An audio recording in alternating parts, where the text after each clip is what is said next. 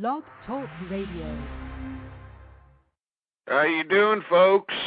It's Ghost here, and once again, you're listening to true conservative Republican radio. Anyway, I decided to go ahead and do a show here. It's Martin Luther King Day.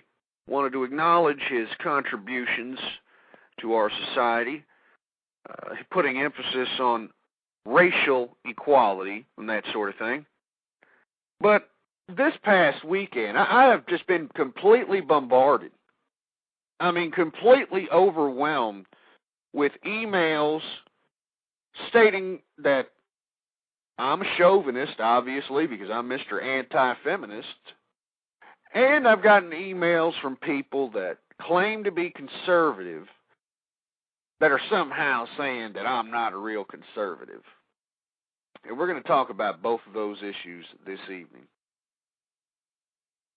You can get back to us and go ahead and chime in on anything that you hear on the program this evening. You can contact us live. The number is 646-652-4869. If you want to give us a call this evening, we want to hear from you. But first and foremost, we need to get down to this feminist issue. Now, I've been accused of being many things, and it's because I have a certain viewpoint on the feminist movement.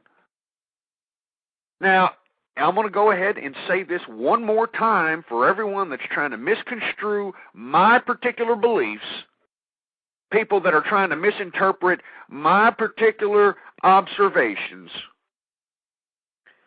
Once again, I acknowledge the contributions that the feminists at the turn of the 20th century, what they've done to aid the woman the right to vote, to aid the woman the right to work. And I acknowledge that. I believe that the feminist movement at the turn of the 20th century was definitely necessary. But you see, women now can work. Women now can vote. Women now can pretty much do anything they want to do, and this is a free society. But you see, it's that 60s feminist movement that has just corrupted every single American woman. And it's not just limited to the American woman, folks. I mean, this is a Western phenomenon. You know, the feminist movement has hit all the westernized countries. I've stated previous that in Australia, you've got about 75% of marriages ending in divorce thanks to the feminist movement that has infected that poor country. I've talked to people from Australia, males, that are 20-somethings, intellectuals, that are very brilliant people. And I've actually talked to these people, and they have submitted themselves. They've completely submitted themselves to the idea that they are not going to get married. Not because they don't want to get married. It's because they believe that marriage no longer exists thanks to the feminist movement. And you can ask any Australian man out there this, unless he's already been pussified, because the situation out there in Australia is just absolutely unreal. And you can look at other nations, westernized nations, that the feminist movement has just basically run rampant. Germany. Just look for yourself. I believe Germany has 70% divorce rate. Look at all the westernized countries and look at their statistics. I challenge you. Look at the divorce statistics. Look at the single-parent family statistics. Look at what used to be a social minority turn into the social norm. And this is my point with the feminist movement, and yet everybody wants to misconstrue the things that I believe as some sort of chauvinist ideology, as if I'm some sort of a chauvinist. Everybody likes to misconstrue that, don't they? Well, I'm here to lay it on the line, and I'm telling you how it is. Do I believe that women should be subjugated? No. Do I believe that women need to be barefoot and pregnant in the kitchen? Absolutely not. What I'm saying is that there's a phenomenon happening here, all right, and it has nothing to do with the feminists that basically aided the woman the right to work, the right to vote at the turn of the 20th century. This has gone way overboard, folks, and that's my point. And you see, you're going to have a lot of people who disagree with me because they don't want to hear it. They don't want to see the reality that's happening. And I've gotten email after email after email, people that are just misconstruing what I'm saying. They're just sitting here trying to interpret what they feel I'm trying to get across. And I'm telling you, folks, all I'm trying to get across is that we need to save the American family. That's my point. You know, the modern-day feminist movement, this completely warped ideology that has basically evolved up to this point, has turned the modern-day female, in not just America, but in all westernized countries. And I challenge all of you, look at the statistics. Look in Australia, 75% divorce rate. Look in Germany, 70% divorce rate. These are westernized countries that are basically witnessing this, ridiculous feminist phenomenon that equate woman liberation with women having multiple children from multiple different partners, multiple divorces. It's disgusting. Like I stated earlier, I know people from Australia, males, 20-somethings, are college educated. They've already submitted to the fact that they're never going to get married. And that's not because of their choice. It's because they believe that the woman is just, they don't want to get married anymore. And why don't they want to get married anymore? Because the feminist movement has told them that they're liberated. And these poor guys from Australia, and let me tell you something, it's sad. When I heard these Australian younger 20-somethings generations basically just saying, look, all I expect to have in life, because I know I'm not going to get married, and of course they want to get married, but they've already submitted to the fact that they're not going to get married, and the only thing that they can hope for in life is hope that they can establish some sort of companionship with a female, and hopefully that'll lead to a sexual relationship. I swear that's what these poor males in Australia have been subjugated to because of the feminist movement. And that's my point.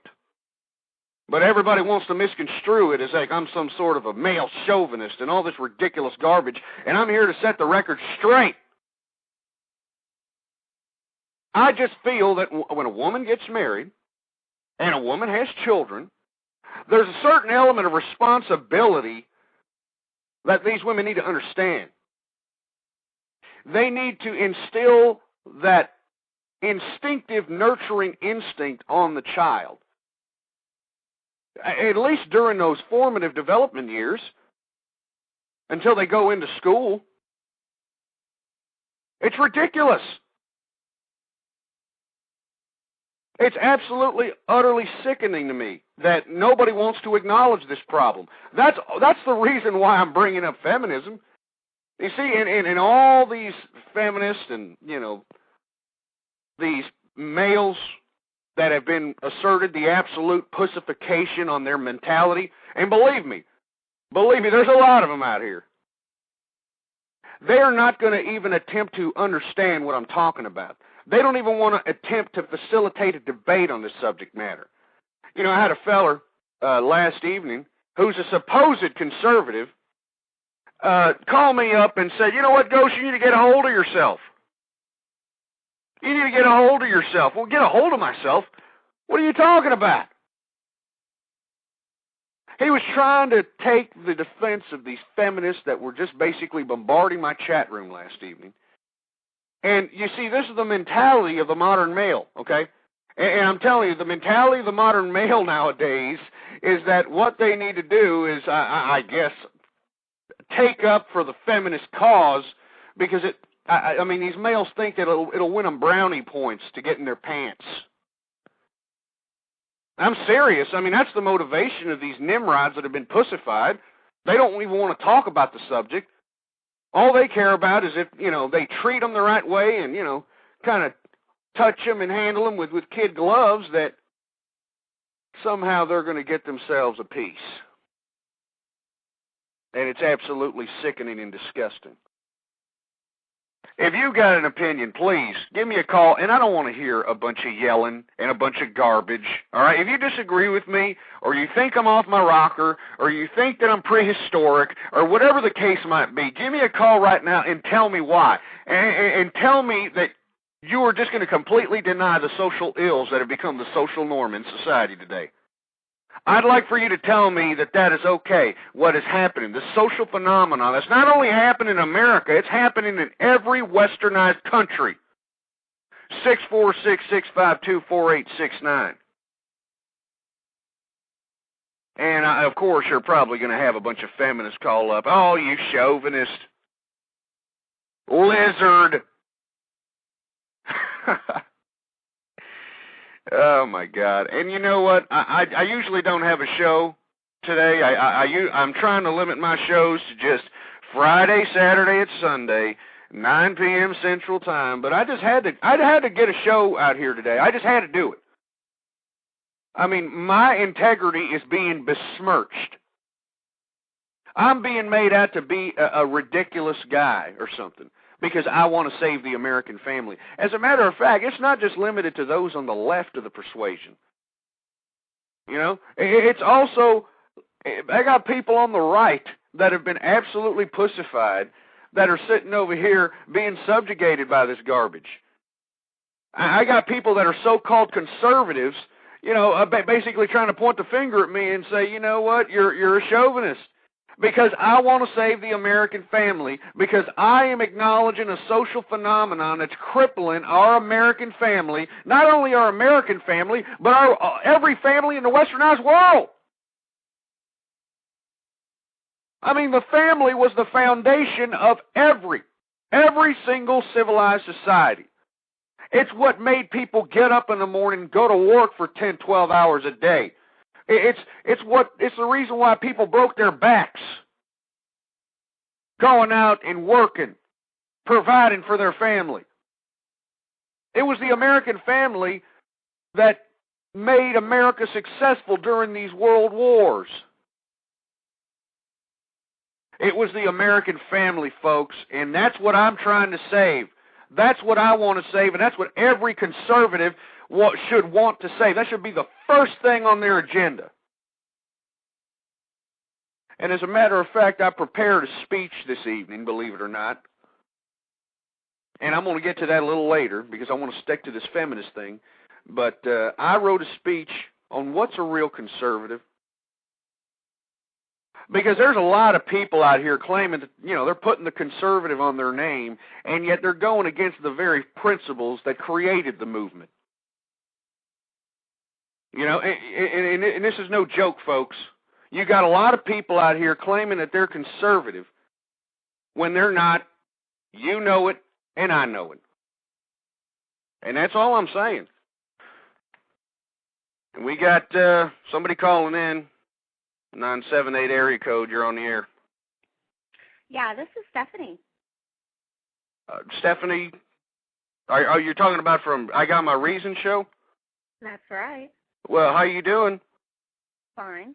I'm glad you called in because I know you have very opposition viewpoints to what I'm saying here. Opposing, I think that's the word you're looking for. Yeah, well, what's going on? What do you have something to chime in about, or are you just going to, you know, accuse me of being a chauvinist? I'm just trying to understand your logic and where you're coming from, because it really, I think that you're getting so much shit from both sides because you truly are a caveman. What? A caveman. Oh, well, look, the reason I'm getting a supposed heat from the other side, which is the right side, these are all social conservatives, or excuse me, social liberals that are posing as conservatives, that are basically trying to, you know, use me as, oh, well, you know, he's an imbecile. I mean, you're right. No, absolutely not. Oh, but because I'm acknowledging a social phenomenon that's crippling our society. There's nothing crippling our society except for people like you. How am I crippling society? I mean, provide substance. Don't just name call. I mean, honestly, if you believe that, give me some substance, please. Because there's no reason for anyone in this day and age to think that women should not have equal rights. I've never claimed women should not have equal rights, ma'am, with all due respect. That's exactly what you're claiming. No, I'm not. And I've just stipulated that here in the beginning of the show. I acknowledge the fact that there was a social problem at the turn of the 20th century and previous that suppressed women. I acknowledge the fact that the feminists at the turn of the 20th century were true patriots that accorded the woman the right to work, that accorded the woman the right to vote. I've acknowledged this. I'm not trying to suppress women. I don't want women, like I've been suggested in every one of these emails that I get, that I want women barefoot and pregnant in the kitchen. That's not what I'm suggesting. What it sounds like. It's not what I'm suggesting, ma'am. What I'm suggesting is that you've got the feminist movement of the 60s that has completely corrupted the average. I'm not just saying American woman. It didn't corrupt me. Well, I understand, and you told me that you've been married for a long time. You got a husband who's a soldier, and let me tell you, I commend you. I give you much credit for that, because let me tell you, the American family is becoming extinct, ma'am, and that's the only thing. That's the only reason why I bring up the feminist movement is because it has corrupted the woman mind into believing that they can basically. It hasn't corrupted anything. It actually helped a lot of women. So it's not corrupting them. So you think it's okay to just be, casually married, go in and out of divorce? You think it's like woman liberation for women just to go ahead and have children at will with multiple different partners? I mean, this is the social norm. I think a woman should do whatever is best for her family and herself, whether that be stay married to someone or not. So you're saying to me that it's okay for the social phenomenon of single-parent families to just be socially acceptable? I mean, have you submitted to that? I mean, because I haven't. I mean, I don't like the fact that, children are being raised by one parent that's usually at work, and then they're dumped off on a boob tube or a violent video game or the internet. And these are the technological innovations that are raising our children today. I mean, that's all I'm saying. I mean, you even got them raising them at the formative years, from age 0 to about 5. They're in front of these ridiculous. 3. I'm sorry. 3. Well, 0 to 3 is the most important. I'm sorry. 0 to 3 is their formative years. That's when they are developing the most. Okay. Well, I mean, I extended it to 5 because you learn a lot as well. I mean, don't get me wrong. I acknowledge the fact that the formative years are 0 through 3. But, I mean, I extend it to 5 because, you've got a corrupt world out here that you got to shield these children away from. And that's all I'm saying. And you're not going to be able to shield them by just dumping them off on a television set. I mean, I've got a granddaughter. That's the parent's responsibility. What you're doing is you're blaming a few bad eggs in the world on all women. Well, it's not a few bad eggs. It's become the social norm. I mean, if this was just a minority... No, it really hasn't. It has, ma'am. I disagree with you. Just look at the statistics. I mean, this has become the social norm. I mean, if you're a woman that's 25 years of age and you don't have at least two children, other women are going to look at you and look at you cross-eyed, like, what's wrong with you? That's not true. That's not true. That is complete. A friend of mine is 28 years old, and she just had her first child, and nobody thought anything about it. Oh, and what part of the? I'm sorry. Go ahead. Nobody looked at her. People are having children later in life these days. There's nothing wrong with that. Just for the simple fact that they want to be able to be there for those kids. There's been a study there. It's fact. No. People are not having children as young anymore. Where are you getting this from? Your family has pissed you off to where you believe that everybody in the world is like this, because they're not. I'm in Virginia. Well, look at the statistic. Well, you're in Middle America, and you see, this is why you haven't seen it. I mean, Middle America is the only thing. No, I've been all over the country. I have family in Massachusetts. I have family in Louisiana. I have family in Michigan. I have family all over the country that I do go and visit all the time. So are you not acknowledging that there's a social problem? Are you just saying that everything's okay? Is that what you're just trying to tell me here? That everything is okay? I'm saying that I think that we live in a wonderful country right now where we don't have people like you in power who hold women down. How am I holding women down? Can you explain to me things that I have stated where I have advocated the subjugation of women? For example, just because you're a little ignorant about it, children are not born. Women don't shit children out. They come out of the vagina, okay? That's okay. No. Look, I didn't ask you that. I didn't ask you that. I asked you, what did I say, what have I ever said where I've advocated the subjugation or the suppression of women? Now, I understand that maybe you disagree with some of the rhetoric that I spout off, and that's more than you're right. But I'm just simply stating, what have I stated ever where I've said I want women subjugated? I've been told that I've advocated violence towards women, which I had never have. That I want them in the kitchen barefoot and pregnant, which I've never stated. I mean, what have I said where I'm basically suppressing women, or I'm advocating the subjugation of women? Please. Everything that comes out of your mouth. But you see, that's a blanketed statement. There's no substance behind that. All you're doing is just said the kettle. I'm sorry? I said the kettle. You're talking about me making blanket statements and generalizing. That's exactly what you're doing. You're generalizing every single woman out there.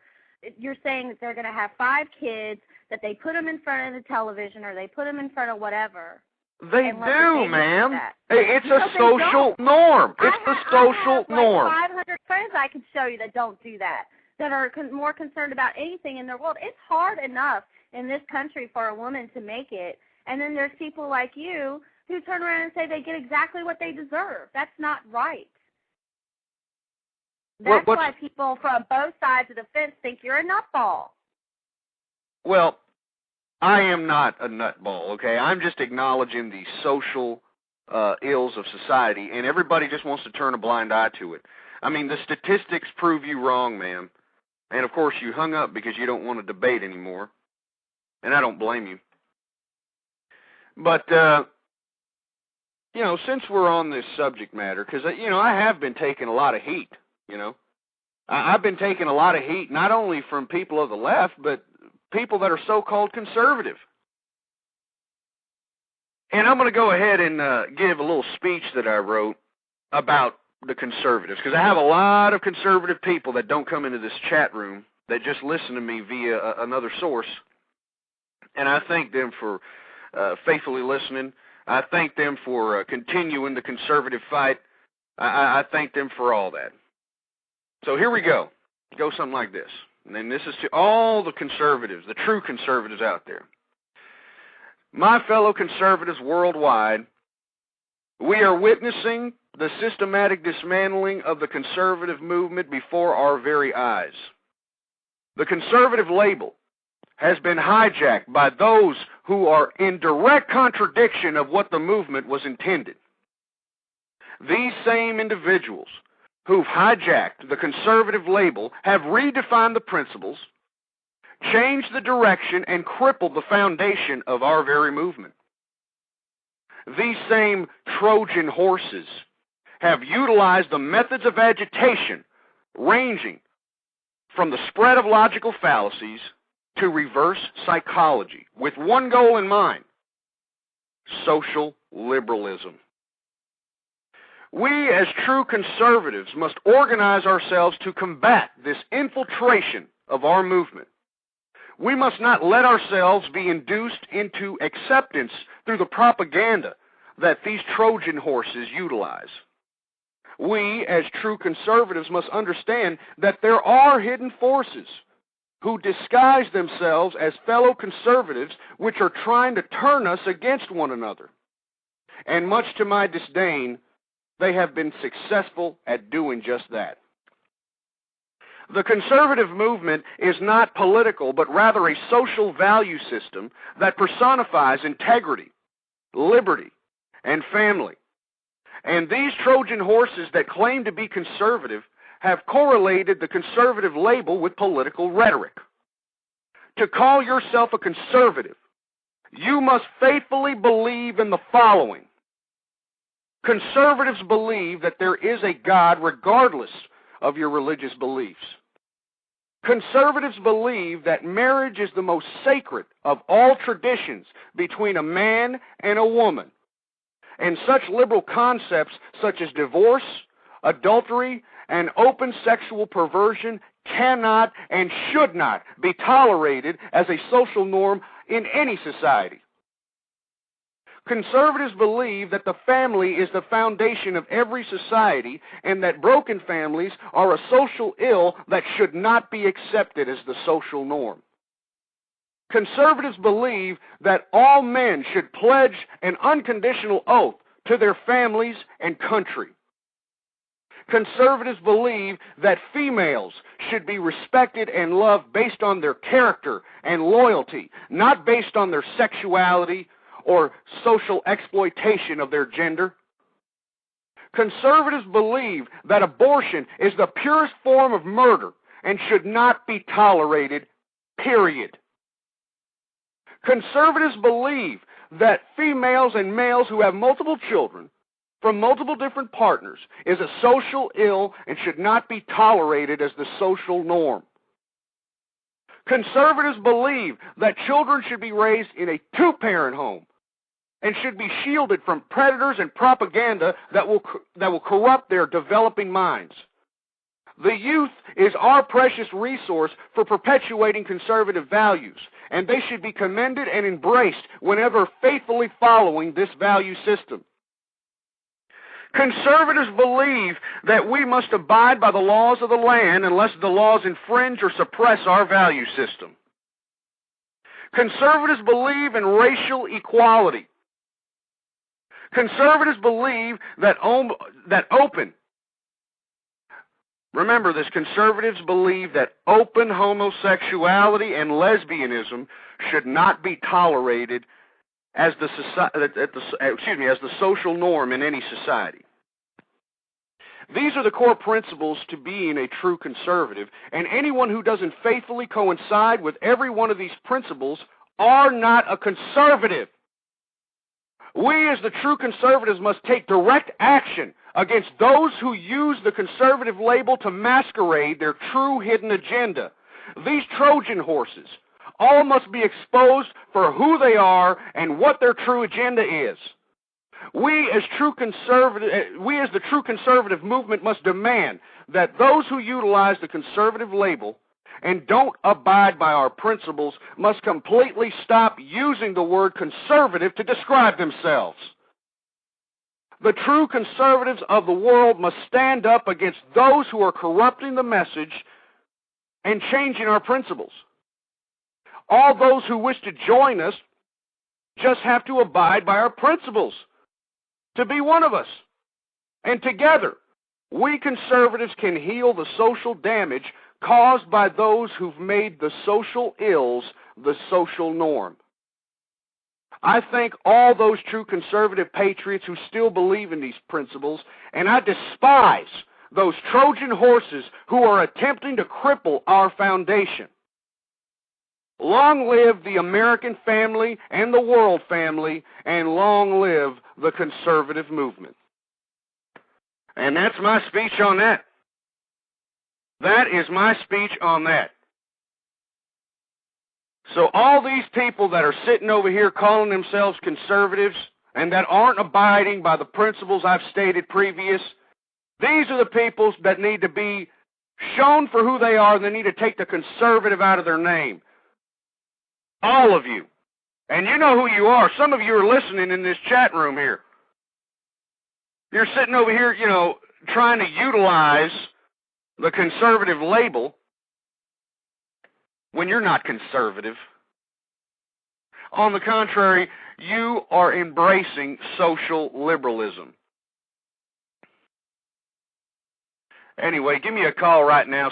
646-652-4869 is the number to call. I'd like for somebody to chime in. All right, we're confronting the feminists this evening. We are confronting the so-called wannabe conservatives this evening because this has got to stop. This has got to stop. People that are utilizing the conservative label for their own gain so that they can be a part of some ridiculous little blogger clique, so they can, oh, look at me, I'm a conservative, when in actuality they're in direct contradiction of these principles I've just stated. And that's my point. That's my point. So, all you conservatives that are out there that don't abide faithfully by the principles I've stated previous, stop calling yourself a conservative. Because you are not a conservative. You are the Trojan horses I speak of. You are the people that are trying to utilize reverse psychology so that you can implement your social liberal agenda. And they've been successful, folks. They've already infiltrated the Republican Party. They've already infiltrated the Republican Party, and there's nothing we can do about it. And every time I try to pose this as a suggested debating point in any of these ridiculous shows on BTR, they ignore me, you know? And it's a shame, because it's just like liberals. So I hope that most of the conservatives that listen to my show, I hope that you stand up against these Trojan horses and demand that they stop using the word conservative to describe themselves, because they're not conservative. They are absolutely not conservative. Anyway, 646-652-4869. We're talking about fake conservatives and feminists and how these people are not only corrupting society and making the social ills of society the social norm, but they're redefining the conservative principles, and I'm not going to let them do it. I will not let them do it. So they can sit over there and, you know, play with their pecker shafts all day long calling themselves conservatives, but I know who they are, and they know who they are. And I see right through them. I see right through them like a transparency.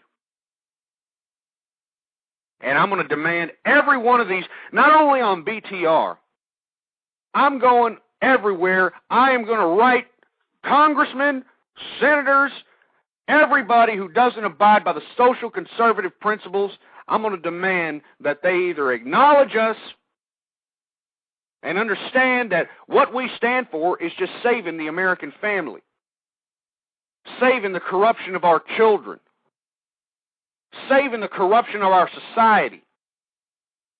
That's what social conservatives stand for, not some political rhetoric. I mean, politics, that's why I say conservative Republican. Republican describes the politics. Conservatives describes the sociology. 646-652-4869 is the number to call. We got a couple of people, well, of course, every time I mention feminism, everybody and their mama gets on the phone and starts calling, and of course I'm going to hear the same logical fallacies and blanketed statements that I've been hearing. I've been challenging people, look, if you disagree with me, well, let's talk about the issues. Let's not just, you're a chauvinist, you're dangerous, you're a pig. I don't want to hear that garbage. I get enough of that in the emails. Look, I get emails all the time. Look, here's an email from Deborah from California. I can't believe that there are people like you that still exist in America. Voices like yours are more dangerous to our society than drug pushers. How are you going to compare me to a drug pusher? I hope they pull you off the air to stop your old-fashioned thinking, you piece of blank. Deborah from California. And there's more where that came from. This is my favorite. This is my favorite right here. It says, Ghost, you are a wife beater that probably has your wife in a cage right now. It's a woman's world. Get used to it, pig. That was Jennifer from Seattle. Well, she's from Seattle, so that pretty much says it all right there. But, this is the mentality. This is the mentality I'm talking about. So anyway, folks, I'm going to go ahead and take a few calls here. 646-652-4869 is the number to call. 717, you're on the air. Hey, buddy. Dan from Gorilla News Radio. How's it going? How you doing, man? All right. Those are some pretty rude emails, I have to say. Well, I'm used to it at this point. It really doesn't faze me very much. I mean, I know that, social liberalism is alive and well. As a matter of fact, it's dominating both parties. That's why I've suggested all true conservatives, not to vote, because we've been isolated, especially by the Republican Party. How the Republican Party can allow a absolute just lunatic like Ron Paul, how they can give this man the public forum, the Republican public forum, to spew off his borderline liberal garbage and isolate a true conservative man like Duncan Hunter is beyond me. And I've already come to the conclusion that Republicans are social liberals, and they've accepted that, and that's all there is to it. Your thoughts? Do you really think they're giving him a platform? Because he can't even get on a debate. He's been on all the debates, sir. He's been on every single debate there is. They've isolated Duncan Hunter from debates. And I don't know if you're familiar with Duncan Hunter, but this is probably the last man that's running for the presidency that's a true conservative. I'm not going to, I actually don't know a lot about Duncan Hunter because there wasn't a lot to know about Duncan Hunter as far as, in other words, I didn't go to his website and research him or anything because of course, I'm kind of sick with the party myself. But as far as the Ron Paul thing goes, I've watched, the debates. As soon as, like in New Hampshire, I know he wasn't invited to those debates. He hasn't been in one ever since. So I disagree. In the earlier ones, but not in these last ones. But anyway, that's I guess that's neither here nor there. But can't you agree? Are you a Republican, Democrat, left wing, progressive? What are you, sir? I'm not exclude. I don't label myself. I guess I used to be registered Republican. Now I'm independent. So. And what made you pull away from the Republican Party, if I may ask? Sure. They don't have. I feel like they left me. They left me. Join the party, pal. Because believe me, I think they left me too. Is it based on any kind of political persuasion? Are you one of these? Because a lot of criticism on the Republicans at this point has been the fiscal responsibility of the modern Republican Party. Is it based on that, or is it based on a social ideology, or something else? Well, look at our leaders. I kind of try to balance everything. The platform, most of it I don't have a problem with. I don't agree with amending the Constitution to protect marriage or anything like that. I think in this day and age, if you open the door to, that letting these present guys change the Constitution, you're opening the door to a lot. Because, in an amendment, a lot can be put into that than just what they're saying. So, I just don't trust these present, politicians with the Constitution to be changing it. But, of course, I don't believe any amendment would actually pass the muster of the states anyway. So it's really neither here nor there. But personally, but don't you think you're talking specifically towards the ban on gay marriage? Excuse me, correct? Is that what kind of set you off? That's just one thing I have a disagreement with, but that's not the big one. Okay. There's actually probably too much to I'll fill up your show, but basically I feel like in a nutshell, I feel like just a lot like you, but in a different way. I feel like the party has become what the Democratic Party was maybe 25 years ago. Exactly. And I just don't, if one guy's going to get me there to the same place, only, I just don't think that, that's the way they should have went. It's fiscally, socially, immigration. There's a whole lot of things that I disagree with. So, exactly, and what's lost me with the Republican Party is the blatant social liberalism. You've got candidates that are open, unapologetic social liberals, and that's the majority of the Republican Party. I remember that social conservatism was the root of the Republican Party, and now we've been isolated. In my view, you've got Duncan Hunter, like I've stated, he is the only true conservative Republican candidate, and you were just stipulating to me that you don't even know the man because he hasn't gotten any press coverage.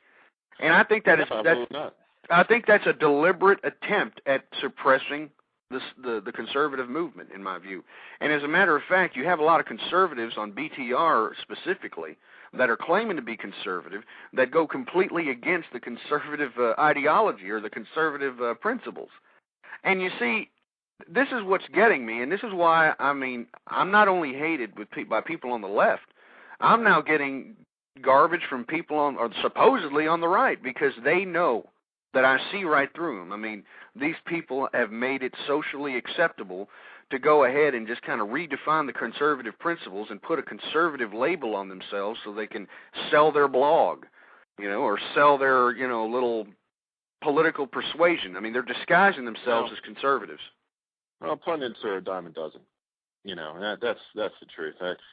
And that's why, with what we do, we don't even get into it as far, you have a very serious show. You talk about important things, things that are important to you. And, what we do is a little bit more lighthearted, but, we get salient now and again. I've heard your show many times. I like it. I mean, as a matter of fact, and that's all we wanted to do was just have some fun. You know what I mean? So absolutely. And there's, the three of us on there. We all come from different, points of view, and so we all get our digs in. But as far as you and the complaints you're getting and the, and the attacks and stuff like that, I just have one thought. You really, there's a lot of people out there because they don't know. They don't understand what you mean by, social liberal or even feminist.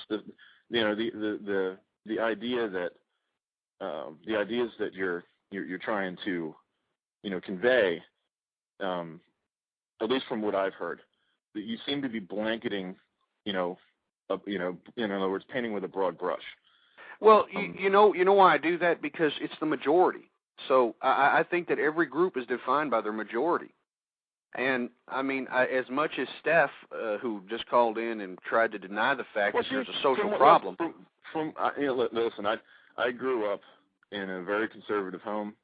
My parents were fundamental Baptists, so, and this was back in the 70s during that, basically revival time, in early 80s. And, so I know exactly where you're coming from. Okay, I really do. I understand what you're trying to say. But I think maybe what may be a good idea is that if you have a show where you explain what you mean when you call what is a feminist? You know what I mean? What type of feminism do you have a problem with? Things like that. I mean, if you would explain yourself, I don't think you'd get all of the hate rhetoric aimed right back at you. Well, it's not so much the message, in my opinion, as your delivery. You know what I mean? So, it sounds very angry. You know what I mean? It is angry, sir. I mean, I'm witnessing the demise of the American family, and I'm witnessing the social norm of what used to be outcasted not too long ago. I mean, you were shunned back in my day when you had a child out of wedlock. Now it's okay to have like 3 or 4 or 5 of them. And I live in Texas, sir, and this is a big, big epidemic where I'm at. And I know it's a big epidemic in most dense metropolis states. And the only thing that's keeping the American family alive, in my view, is the fact that we've got people in middle America that still believe in these conservative values. And if we don't make those conservative values the norm again, I think that we're going down a slippery slope of Sodom and Gomorrah, if you will. The times do change. Now, that doesn't mean they always change for the better. But one of the things that the left, they're the left. They're never going to agree with us. Okay. And for the longest time, for 50 years before conservatives really had a voice, I'd say, before the Reagan era. We really had to, fight, and we really had to explain ourselves because, we didn't have a friend in the media. Sure, and we don't have one now either. Talk radio. Right. There was no talk. I'm talking about, the media as a whole. There was no talk radio. There was no Fox News. There wasn't any of that where you could even get a word in edgewise. So we really had to explain everything. And I think we're coming to that point again, okay? And we're coming to that point where, the conservative message has been lost. We're not winning hearts and minds anymore, okay? And, we got to tone down the rhetoric and show people, and explain conservatism again and not try to shove it down their throats and yell at them and call them names. You know what I'm saying? So, and that's, take it for what it's worth. That's how I feel about it. But well, I mean, all I'm simply trying to do is, put some attention on the problem. Now, I mean, I agree that, if people disagree with me, that's fine. This is America. We have that freedom. Absolutely. But you see, what I get is not discourse, okay? I get nothing but vile hatred. And you're saying I should explain myself. I'm trying to explain myself on a consistent basis, particularly on this subject of feminism. And what I mean by feminism, I acknowledge the feminists at the turn of the 20th century that aided the woman the right to vote, that aided the woman the right to work, and I commend those patriotic women. I'm talking about the feminists of the 60s that have corrupted the woman mind. You're talking about the Steinhams, and you're talking about them, and I agree with you. I wholeheartedly agree with you. I was just in a bookstore on Sunday, and I walked past a book by Maureen Dowd called "Are Men Really Necessary?" Oh, yeah. And that's what you're talking about. Absolutely. I totally agree with you. It's vile. It's acidic. They have this hatred, and it seems like anything that we consider good, they think the opposite. But again, it's not the way to reach people like Steph. Okay, now she, in your opinion, she may be unreachable. Okay. Absolutely. I mean, and believe it or not, she's abiding by the conservative principles that I'm just sitting here trying to relay to the folks, and yet she still thinks that I want women, beaten up or something. Now, I've stated over and over, I've never advocated violence towards women. I've never advocated this ridiculous notion that women belong in the kitchen barefoot and pregnant. I've never stated that. I believe that women have every right that a man has.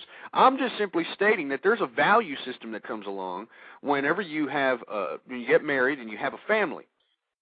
And the only way that we're going to be able to perpetuate this mentality that, look, we need to raise our children properly, and if we don't, let's not wonder why they're going into school and killing children, and let's not wonder why they're going into shopping malls during the holidays and killing people. Let's not wonder why our teenage children are becoming a bunch of sexual deviants when we have a majority of broken homes and broken families. And this is the majority. This is the social norm. And I don't think that we should embrace this as just a change and this is what we have to deal with. I don't think so. If we do that, I think we're going to lose our very country because it was the American family that kept this country together. It's the American family that gives people the drive to go out, work 10 hours a day, put food on the table, have good times, that sort of thing. I just don't understand. You and I both know that that's that's what we would consider, the ideal situation, and God knows, we live in a Jerry Springer world. Okay. Yeah. And this is what I'm talking about. But, and like I said, probably, 85, 90% of what you say, but I could say, you know what, I may not say it the same way, but, I agree with you. But I think the delivery has a lot to do with, the message being rejected. Well, and I could possibly agree with you to that because I do use a lot of extreme language. I try to apply excessive linguistic pressure whenever I'm on this little forum here. I try to utilize that in hopes of gaining attention to the problem. Now, what I find is that you've got typically females that just do not want to acknowledge the fact that this is a problem. And this goes back to Steph, who was just completely denying that there's a problem. I mean, you heard that, right? She was just completely denying that there's a problem. That it just because it. From what I heard, it sounded like, because I've listened to a few of your shows, and from what I like I said, I can decode what you're saying because I come from that background. Where I'm at today is a little bit different, but I can decode what you're saying, and I don't think she can. You know what I'm saying? I think there's a disconnect between you and a lady like Steph, because she's I just don't think she's getting your message, because a lot of what she was saying really was kind of off the point of what you were talking about. And that is my point. And that is my point when it comes to providing any kind of civil discourse on this subject matter. Now, I'll accept all the bad words and the logical fallacies, personal attacks. I mean, I'll accept that. But what I want and what I'd like is for people to talk about this and not just deny it, and not just deny it's happening. And that's what most people in the world today are doing. They're just turning a blind eye. Like Steph, she was saying, hey, it doesn't happen in my backyard, so it's not happening. Right. And a lot of things too, and I call it sensationalism. But when you say things like true conservative, I consider myself a pretty conservative guy. But I don't agree with maybe three things in the ultra hardline conservative, belief system. Now, I'm a combat veteran. I'm pro-gun, and you go right down the line. Thank you for your service, by the way, sir. Go ahead. Oh, no problem. Thank you. But you can go right down the line, but because of life experience and having some, personal experience with some things, I'm more understanding, I should say, of and this, we may get into it over this, but I'm more understanding over, say, like the gay lesbian situation. So, well, look, I'm not like the hardline conservative that wants to, and believe me, I've talked to them, I've seen them. They just don't want to accept that whatsoever. And to me, I think there is a line drawn. I think that open homosexuality that's in front of children and in front of the public, I don't think that we should tolerate that. And at the same time, sexual behavior in front of children would be bad. Yeah, and I was just about to make that point. And heterosexual open sexuality in front of children and in the public isn't good either. But I am not trying to legislate what people do in their bedrooms. I mean, this is America. If you want to participate in deviant activity and you were over the age or over the legal age, I mean, this is your country, this is your right, and you can do that. I'm not one of these conservatives that want to go in your bedroom and find out what you're doing, because I could care less. All I care about is that we don't have it open in society and having that as the social norm. Because what most homosexuals don't seem to understand is that because they're out here open, and most open homosexuals, believe me, I live in Texas. I go to Austin all the time. I mean, it is blatantly open out there. What these people don't understand is that they're relaying a message to young people that young people just don't really understand. And you see, what's happening is you're developing a trend that is making this type of activity the social norm. Now, do I believe that, people are just, homosexual or lesbian and that's all there is to it? Sure. But do I believe that it should be open in society as if, a regular, everyday American couple? Absolutely not. No, I'm not, I'm definitely not for deviant behavior, whatever anybody's definition of that would be, especially in the public. What I was referring to was, I think issues like, gay or lesbian marriage, I think that should be left up to the states, personally. Well, I think that with George in that area, I think what George W. Bush was trying to do by initiating that amendment towards gay marriage is just to facilitate a debate about the American family, in my view, because I think he knew he wasn't going to get it passed. Everybody knew that. But I think that he tried to set the debate. I mean that's what the president... He got a debate going. And that's an issue just like abortion, or, you know, if any kind of, you know, inroads you're trying to make to ban it, you're definitely going to spark a debate, or even the gun issue. But you know, but like I said, you know, I know gay and lesbian couples, and you know, it really hit home to me a little while ago, a few weeks ago, when one of my friends, you know, she's in a lesbian relationship. They have, you know, I'm from Pennsylvania. Okay, we don't have, you know, there's not much. In fact, if I were in a relationship like that, I wouldn't live in Pennsylvania. Let's just put it that way. Oh, okay. But you know, she was looking for a job, and I was trying to help her find a job. And you know, her partner has a job, and they have a child together, and which they adopted. And you know, I know these people. They're good people. You know what I mean? They're friends of mine. You know, it's just not the prototypical, you know, traditional family. Sure. You know what I'm saying? But you know, I know how they're raising this girl. You know, I know how that they're instilling morals and values in her. Okay, and actually, my friend is quite conservative. Okay, but you know, it really hit home when I said, you know, it was sort of a foot and mouth situation where I said, well, you know, if you don't need to have insurance for this job, you'll probably get paid more. I said, if you can be on, you know, your partner's insurance. And she said, well, I'll definitely need the insurance. And well, you know what? That's not even a possibility for her in Pennsylvania. You know, there's no you know, what would you call you know, any kind of union or you know what I'm trying to say. The word's slipping my mind right now. Sure, but, sure. I mean, there is not no on her partner's insurance. You know, and I'm thinking to myself, you know what? They have a child.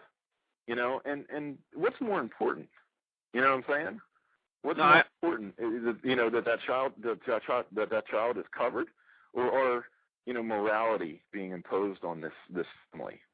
You know what I mean? Well, that's when it kind of really hit home to me. Well, that's a touchy issue, because first of all, I know that we have a lot of unwanted kids and unwanted children due to the fact that these social ills have become the social norm. Now, I know there's a lot of homosexuals and lesbians that adopt children, and I'm not going to say that I accept it, but I can understand. I think that, you know, any kind of a home, and a legitimate home that children can grow up in, is something that is a little bit better than an orphanage or you know, some kind of group home or something like that. But I'm not. What's train wreck? As a foster care, for instance, is a train wreck. That's just terrible. That's a failed system. A lot of abuse going on in the foster system. Yeah, and I believe it too, and it's a major problem. But I think that we need to solve it at the end of the in the social ramifications of everything. You see, and this comes back to my point about the feminist movement. Now, the feminist movement has basically made the woman believe that it's just okay to just go ahead and be sexually irresponsible, and if she gets pregnant, either she can have an abortion or she can dump it off. And, you know, there's a big phenomenon of people having children, the younger generations having children and dumping them off on the parents that raised them. I mean, this is a big phenomenon here. Yeah, well, you know what? It takes two to tango, my friend. It does. You know, there's just as many men responsible for these children being born as the woman. So, well, you know, I look, I'll agree. I'll agree that you know, men need to be responsible too. Men need to be step up and be a man. That's the problem. But at the same time, we do have a gender-biased justice system that can basically, a woman can just go in and demand child support from this man. And if he doesn't pay child support, he can go to jail. So I don't agree with the fact that, you know, that somehow if a woman gets pregnant, she's on her own. I mean, that's a farce, and that's not accurate. Because, I mean, I'm telling you, you know, women have more right to child support. As a matter of fact, a woman can literally cheat on her husband and still obtain custody of the children. I mean, a woman can be a prostitute, literally, a legitimate prostitute, and the court of law will look highly on that because they'll say, oh, well, at least she's trying to feed her children. Well, come on now. I'm not. I'll pull up some case. Give me your email or send me your email. I will send you these cases. This is happening in our justice system. I mean, this is a gender. I don't. You know what? It's, you know, it's so screwed up out there that, you know, I'm not. That was a knee-jerk reaction. It's probably true. You know, you can send that to GorillaGuys@gmail. By the way. Okay. I'll put it in the chat room here at the end of the show here. Okay, we'll do. But no, now that you know, I had a second to think about it. You know, I don't doubt it. You know, because there are some really screwed up judges out there.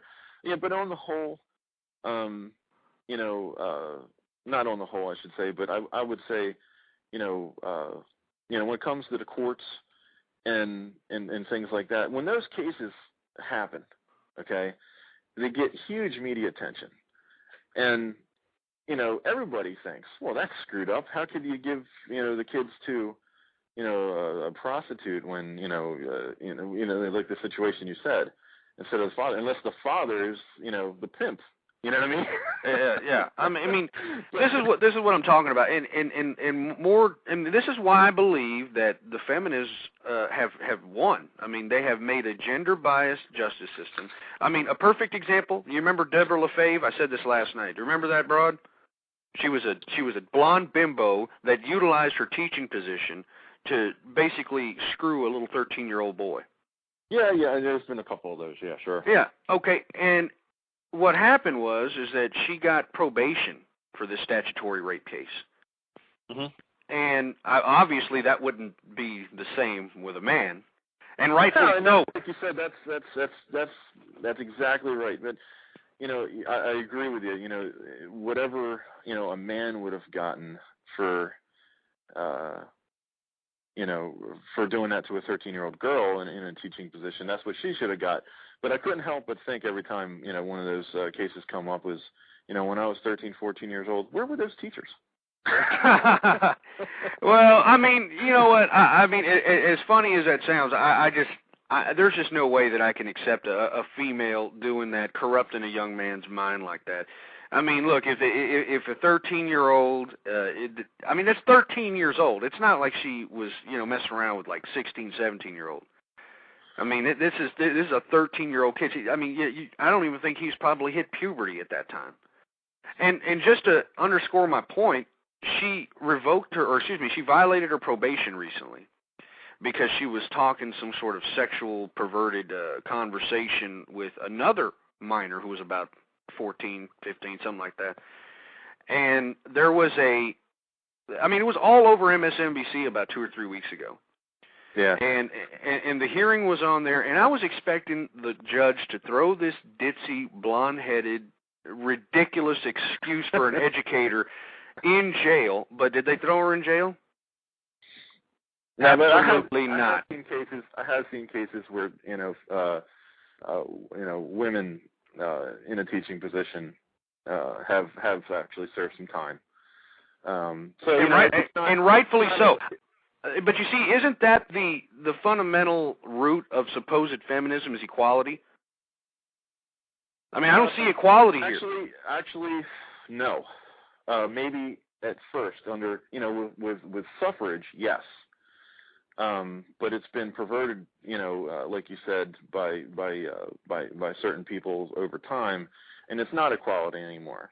You know, it's special treatment, and then that gets, I guess, to the root of what you're trying to say here. But girls, or I should say, you know, women like Steph, you know, they, you know, I don't know Steph, okay, I'm Well, sure believe it or not, she's I'm pretty sure conservative. I mean, she's pretty conservative from where I'm standing. I mean, I've never even said anything bad towards this female. I mean, she's been married, from what I understand, 10 years. Her husband, who is serving in the military, I think in Iraq or one of those theaters of combat, which I appreciate, by the way. Thank you very much. Yep. And I just don't understand how she can deny the fact that this social phenomenon is happening. And you see, I blame the feminist movement once again because it corrupts the woman mind into absolutely not having any type of debate about subject matters pertaining towards women. Right. Well, like I said, it's even if there's substance backing this up. Go ahead. And hold on just one second. I want to, Fred, he's been sitting on the line here for a good hour. Oh, go for it. And I'm kind of mad at the man because he made me look like an obnoxious jerk on his show, which I don't appreciate. But forget I'll go ahead and let him on the line because he was actually on the line for about an hour and a half last evening. So I'm going to go ahead and let him on. Hopefully he has some substance to go in. His mother was a feminist, so go ahead, Fred. What's going on, man? How's it going, Ghost? How you doing? No, I'm fine. Fred. Good. I won't apologize for that because I'd probably do the same thing again. But you're a gentleman and a scholar for taking my call. Go ahead. You heard the conversation. I did. A couple things. I mean, I'm still of the opinion that you don't really know what feminism is. There's a lot of different societal ills, and you seem to want to blame them all on this specter of feminism. But I wanted to ask you a question that you touched on slightly, but I just wanted to tell you a quick story and ask you a question based on it. I have a close friend who's Somali by birth. Okay. She grew up in Kenya. Her family's Muslim, right? She upper-class family. She went to private schools, college. She and all her very large family. There's like 18 siblings. Her and all her sisters and brothers. They studied abroad. They're really smart. They went to the best schools. They grew up watching MTV Europe. They're sophisticated, multilingual, college-educated, lawyers, doctors. They're spread all over the globe now. Okay. Now here's the punchline on that story. The family back home is getting far more conservative, and the father is basically intimating that the girls, the women, should come back home, go live in a hut and have like 20 kids each. And this is a total new thing, and the reason I brought it up is because you had said, that the Western cultures, are being twisted by feminism or whatever you're saying. But I would want to ask you, as a conservative, we have cultures in the non-West part of the world that used to be highly secular and highly westernized, including the scourge of feminism or whatever you're ranting about. And now those cultures are becoming more conservative and more in line with Islamic, fundamentalist Islamic cultures. And I find that a really scary trend. You can see it in what happened in Palestine. And I was just wondering what your thoughts are on that, because this is, I really respect my friend. I'm pretty close to her, and to see somebody that grew up watching the same music videos that I did, and basically having like a very Western kind of attitude towards things, become afraid to go home because the social tide has gone the other direction, to me is really scary. What's your thought on that? Well, first of all, fundamentalist Islam is something that is just completely theocratic. And I've stated this on previous shows that you will never hear me say anything religious motivated on my show. As a matter of fact, it's pretty much political, if not social. No, I'm talking about social conservatism. I'm not talking.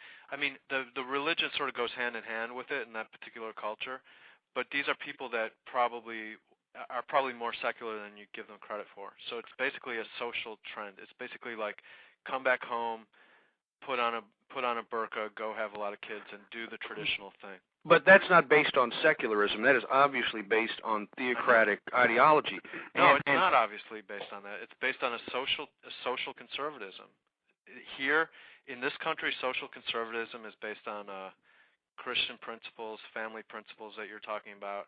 I never stated anything about religion. I just said that conservatives believe in a God. I don't ever say what God you should believe in. I think your actual words were, no matter conservatives believe that there is one God regardless of your religious beliefs.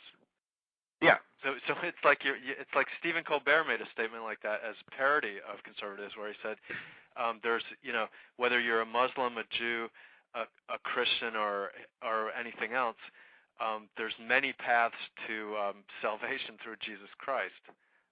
Well, I never even mentioned Jesus Christ. It's a joke. It's a joke. Okay. Okay. But the point I'm making is very simple. If to adopt your social ideology, there's a positive influence to this supposedly decadent Western culture. And the positive influence on the world is to get people away from these dangerous ideologies. Do you disagree with that? Well, I mean, I'll agree in the sense of Islamic fundamentalism, but as far as social conservatism as a social value system in America, I don't see where that's hurting society. On the contrary, I think the complete opposite is happening when you're talking about decadence and indulgence and everything that I've stipulated that the feminists and liberals have asserted on our society has basically made the social ills the social norm, and that's my point. Well, let me ask you this. Okay? If you take that point to something practical like crime, right? Okay. The crime rate's gone down dramatically in the past 15 years, right? Okay. But the social decadence level in terms of music, gangster rap, all that stuff, all the most decadent forms of that type of pop culture are much more in the forefront, much more popular than they were. So that would seem to be in direct contradiction to what you just said. I mean, it would seem to. Well, there's a lot of variables, I think, that go into that too. Definitely. It has nothing really to do with. I think that I agree. I'm pretty sure I'm right about this, but we've seen unprecedented prosperity for the last 20 years or so, and I think that has a lot to do with crime going down too. But absolutely. I mean that's debatable, but there are multiple factors. There's definitely multiple factors. Well, the fact that we've been. But here's the thing. Okay, Ghost is saying that there's a causal relationship between an ideology and an outcome. And I just gave you an example that even by your debunking of it, where you said there's multiple factors, that works to make my point. The point is that the ideology is not creating the outcome. The ideology of like decadent music, violent video games, hip hop, violent movies is not creating an outcome that's negative. I disagree. In that arena, it's not. Well, I disagree. I think that it's perpetuating. Then crime would be going up, wouldn't it? Well, crime is going down is because we had a humongous spike in crime remember when Tupac and Biggie Smalls and all them was around? I mean, there was a big traumatic trend in gang-related activity. I mean, you had gangs. Yeah, but it wasn't. That's my point. My point is, it's not because of that music. It's the other way around. And to claim. What's the other way around? The other way around is that the gang activity, the music is a reflection of the gang activity and the crime. Not the music didn't create. Absolutely not. I mean, and let me explain. There were gangs that were popping up all over suburban America during this influx of gangster rap. Not only gangster rap, but you had gangster movies, You had movies that embraced as opposed to give an actual reflection of the lifestyle. I mean, they actually made it chic to go out and create this hood mentality in suburban America. If the example that you're saying is true, then the crime rate would be greatly increased over the time since then. I think that we've learned. I think society has learned from the mid-'90s. I mean, there was a traumatic spike in gang-related activity, murders, and all that. You could look at statistics. I just think it's fluctuating because. Okay. So, but as a social conservative, you believe, and I'm not going to try to convince you otherwise. As a social conservative, you believe that the ideologies come first, like feminism or decadence or something like that, and then the negative outcomes come second. That because somehow people have all read some book somewhere that tells them what feminism is, when you can't even articulate what feminism is. No, listen. I think they've made a decision to go live a certain way. They've made a decision to go live a certain way based on that. Hold on, Fred. Is that what you're saying? Don's been quiet for a minute. Go ahead, man. Yeah, go ahead. I'm just saying, in my point of view, and this is, like I said before, guys, I think this is my, kind of viewing things from the middle here. But I think I'm listening to both you guys, and I agree and disagree with both of you. Okay, Jeff, is it? Fred. Fred, I'm sorry, Fred. My name's Dan, by the way. Dan, nice to meet you too. Now, I agree with you that media does not necessarily create social trends. Okay, in other words, music doesn't create violence. Okay, but in certain instances it does. Give me one video example. Games. Just one example when that happened. Fine. That would be Columbine. Those guys. It was in. I'll do the. It's so they went out. They bought Marilyn Manson albums. Hey, Fred, listen to me. Okay, go ahead. You asked me for one. I gave you one, and based on everything I've read, these guys were greatly influenced by the violence in the media, and whether it be video games, music, the music they listened to, the video games they played, things like this. They were, and these guys came from pretty affluent homes. Yeah. Okay. Did you ever read? Have anything to do? What's that? Did you ever read In Cold Blood? No, I haven't.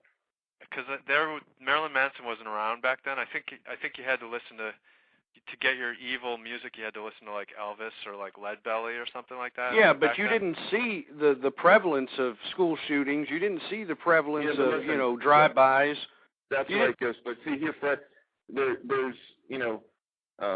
back when Elvis was on TV back then, and he started shaking his hips. That had a much more a much greater impact on people than it would today. You know what I'm saying? So to say right, that but it's the same point, isn't it? I mean, because conservatives during Elvis's time were complaining about that. And they were using basically the same ideas, that because Elvis was shaking his hips, that women would, people would come back from the concert pregnant, on drugs, and doing crimes. Well, look at what's happened, Fred. I mean, look at what's happened. I mean, you compare the rates of crime, the rates of teenage pregnancy, the rate of single-parent pregnancy. You compare all those numbers. It's just a straight arrow upward. Here's the thing: you're making my point for me, because to suggest that there's a connection between that and soft things like media and music, it doesn't. If you look at the decline, again, I'll go back to the same thing I started with.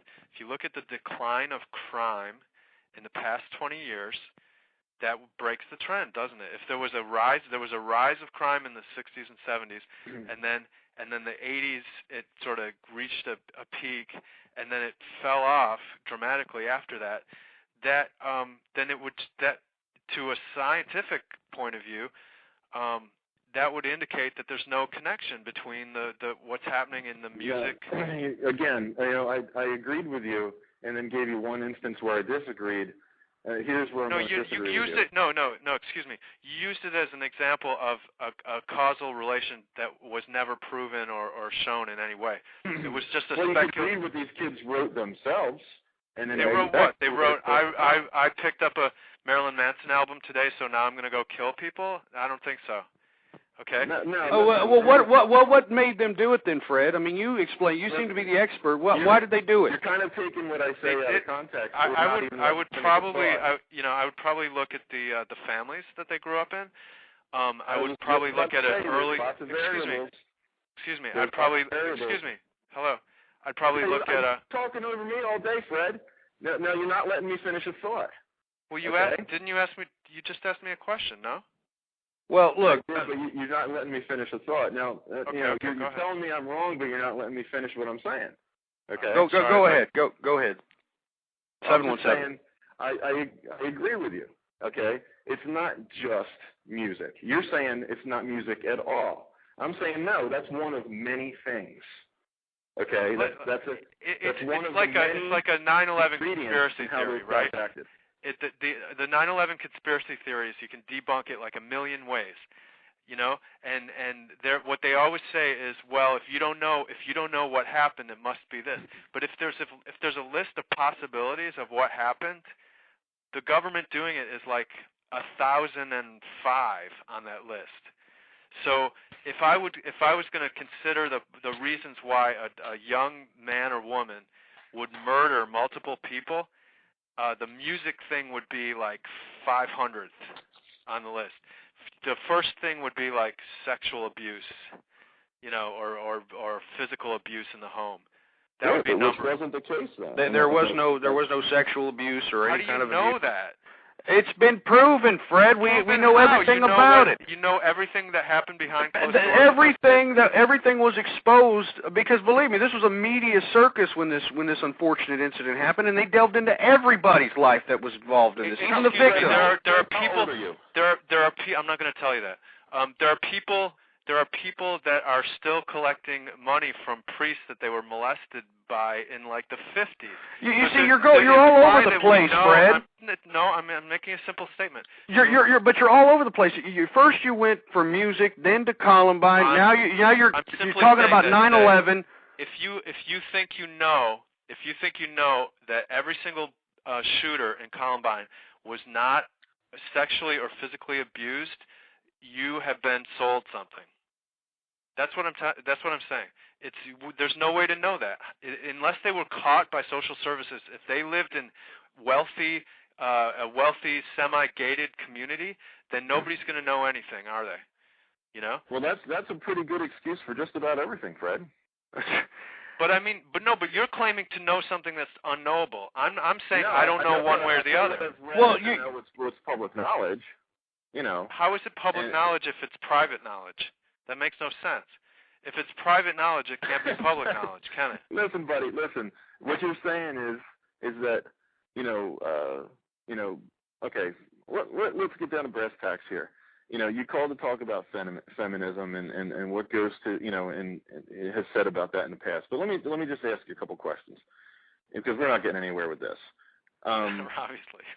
Okay. Think that, having a mother and a father stay together, in the same house with their children until death do us part. Do you think that's a good thing? Yeah, of course. I mean, unless okay. Wait, there with caveats. If the father's abusing the mother in some way, I'm talking about Ozzy if the father's an active alcoholic, if the father's molesting the children. Ozzy and Harriet never really existed, but yeah, I mean that's the You're ideal. Right. That's the ideal situation. I grew up in Ozzy and Harriet land, my friend. Okay. I did too. I did too. And you know what happened? My mom passed away when I was in high school. That wasn't planned. I'm sorry to hear about that. That wasn't planned or anything. So even in a perfect situation, till death do us part or whatever, there's still problems sometimes. You know what I mean? Yes, but it's not a magic bullet. No, I'm sorry that happened, but in my case it didn't. Okay, right. My parents are still together. I'm 36 years old. Okay. Here's the thing, I think, when you get down past, when you get through all the rhetoric, if you could cut through that, I think that's all Ghost is saying. That in an ideal world, in an ideal situation, without abuse, without neglect, without all the problems that come through, that happen to people, it's a good thing to have a family stay together. And I wanted to debating that. And I wanted to ask, or basically confront Fred with this notion. You're saying that ideology has nothing to do with the social ills of society. Was that what you're alluding to? I'm not saying that. It's not an either or thing. It's that you're putting way too much weight with ideology. Well, that's the same thing. That's the same thing they said about communism. You don't even know what feminism is, and you think that people have been brainwashed by something you can't even articulate. I've articulated it very well, no, Fred. You haven't. You don't know what it is. You don't know what it is. What is feminism, Fred? Yeah. It's empowering women. If somebody is I will explain it. If somebody is a subconscious prostitute, as you so wonderfully say all the time, that's the exact opposite of a feminist. Okay? If somebody's using their body and their sexuality and their whatever feminine ways or whatever to get money or to get security or whatever, and is using it cynically, that's the opposite of a feminist. But you see, what you're failing to acknowledge, Fred, is that that's what it's evolved into. No, that's my point. Your point is, if it's evolved into that, then it's not feminism anymore. They're still utilizing feminism as the label. I mean, the empowerment of women. I'm a survivor. I don't need a man. Maureen Dowd, Men Are Useless, or whatever the name Maureen of the... Dowd's book, that title is a joke. It's a joke.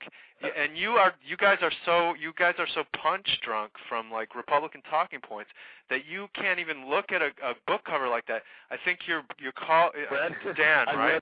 I've read enough Maureen Dowd. Dan, you said it was vile. Well, she writes humor. It may not be your cup of tea. It may be liberal, but it's not vile. But it's influential. It's your cup of tea. It's not my cup of tea. I don't read Maureen Dowd. I find her tone too frivolous. That's my point. Her tone is too silly for me. She's silly. She writes humor. Yeah, but there's a lot of hate behind what she says, even though it's no, there isn't.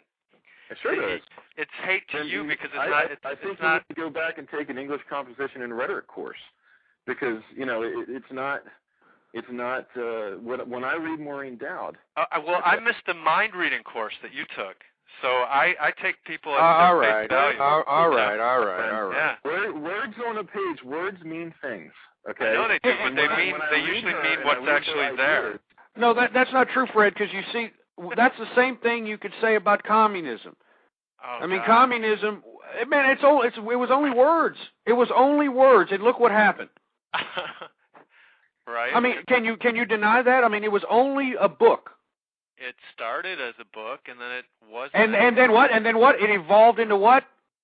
It evolved into exactly a political movement. That's my point about feminism, Fred. Had guns and fortune connected to it. I mean, but you're proving my point with all due respect, Fred. That's what I'm talking about when it comes to feminism. I understand feminism was needed. My point is very simple. You don't know what feminism is. So to label the negative trends in society now, where women are doing things that are a throwback to an era where they were dominated by men, where men paid when men paid their bills and stuff, is to completely not understand what feminism is. What areas of feminism would you disagree with? What area of feminism would I disagree with? What particular parts of the feminist movement do you have a disagreement with? None of it, really. I mean, there's, let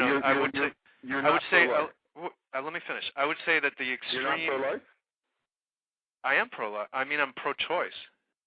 Okay, well then you're not really a conservative.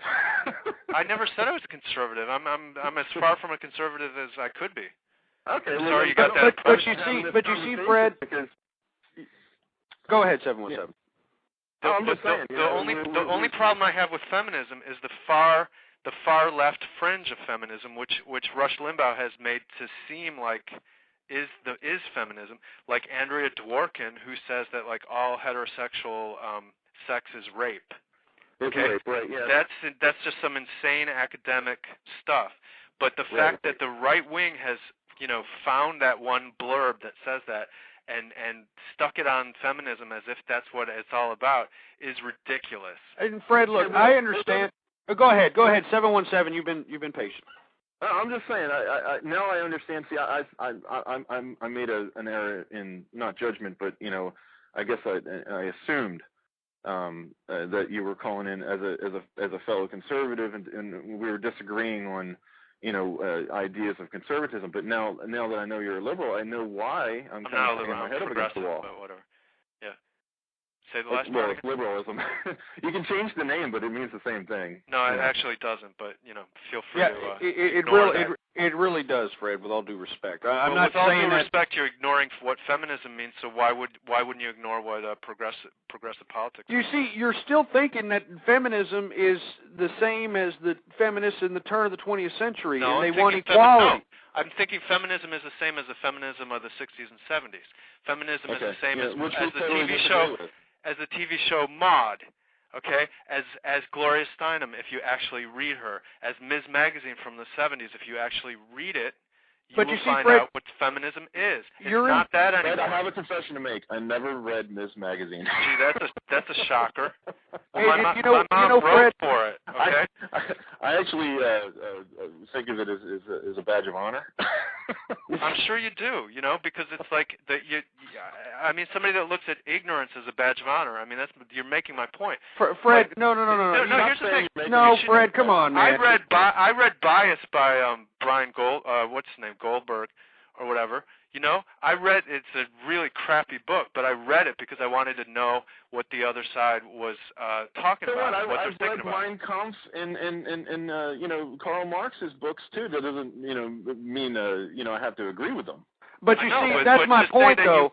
That's my point, Fred. You haven't read something and say that you know what's in it is not being intellectually curious, is it? Fred, I don't have to go to a porn movie to know what it's going to be about, Fred. Hold on just a second. You see, Fred, you're not. You see, I understand maybe you have a bias towards feminism because your mother was a feminist, and that's not why great. I have it. But you're not acknowledging the fact that you acknowledge with communism. Remember, these are just words. These were just concepts. I understand that, but if the feminist movement was running the show, then all the women in America would have hairy armpits right now.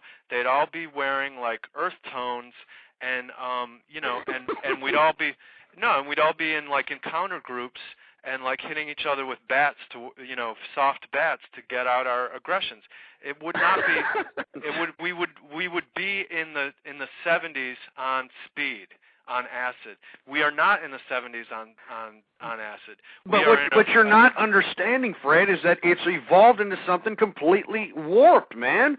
Just say the word different, because it's evolved. If it's evolved into something, it's evolved backwards into something that's the opposite of what it was. It's evolved into like 1950s style women, shopping for a guy, as you point out, or whatever. Irresponsible, irresponsible sexual practices like the objectification of women's bodies. In videos, 11-year-olds buying thong panties. But you see, the feminist movement. This is not feminism. The feminist movement are claiming that's woman liberation, Fred. They are claiming that is woman liberation. It's not that. I'm sorry that you don't get it. I really got to go. It's been fun, And it was good talking to you, buddy. All right. See you later, Fred. I mean, you see, this is what I'm talking about, man. I mean, he acknowledged the fact that communism, you remember how he was saying that feminism was just words and, all this other nonsense. I tried to relay the same concept to communism, and he'll acknowledge that, well, communism wasn't intended to be this, and he tried to stop himself until I continued his rant that it evolved into something completely ridiculous. Right. Well, Chris, the fellow that produces our show, he's I'll use Fred's word. He's a progressive guy. Okay. Now we understand each other. I know where Chris comes from. He knows. Fred and I had a disconnect there because I think he was not listening to my entire points. But there were some of the things he said that I totally agree with. I think Fred's a good guy. You know, Look, I think he's an all right fella too, man. But I just think that he's a little hard-headed, and he just doesn't want to acknowledge. I think he's still stuck in the equality movement of the feminist of 1960, and it's not that way anymore. And just because it's not that way anymore, he just wants to deny that it's even there. I mean, and you can look at pop culture, you can look at the mainstream supposed women in society. They're equating woman liberation with sexuality. Go ahead. I don't think Fred's hard-headed. Okay, it's just you guys come from total opposite ends of the of the spectrum as far as ideology, and you can argue till the cows come home, and you will never ever be able to see each other's points of view. Okay, and that's what I think. It may make for interesting debate, but you're not going to solve anything. You know what I mean? But can you agree with me, since you're an outside observer? Because me and Fred, we have this conversation on a consistent basis because his mother was a feminist, and I'm sure that he's real close to her, and rightfully so. But let's give Fred some credit. His mother may have been a feminist, okay, but he's a grown man, and he just like me, I differ from my parents. And he may have some differing opinions from his mother. So he agrees with feminism in his own right. Okay. No, I just think that he's trying to keep what feminism was alive, and trying to deny the fact that feminism has evolved in this corrupt ideology. And that's all I'm simply stating about Fred, is that he just doesn't want to accept it. He wants to believe that feminism is still something of equality, and there's nothing equal about it. You guys are oil and water. Okay, it's not that he doesn't want to accept it. It's just that he can't. He can't accept it. Okay, like I said, you guys you're coming from complete opposite ends of the ideological spectrum. So, having having him on and debating with him, like I said, may make for some interesting conversation. But it's never going to solve anything. You're never going to get Fred to agree with you. Okay, never, ever. Well, I'm not trying to make him agree with me, but I just want him to acknowledge the fact that, look, feminism. I mean, we may have needed it at the turn of the 20th century.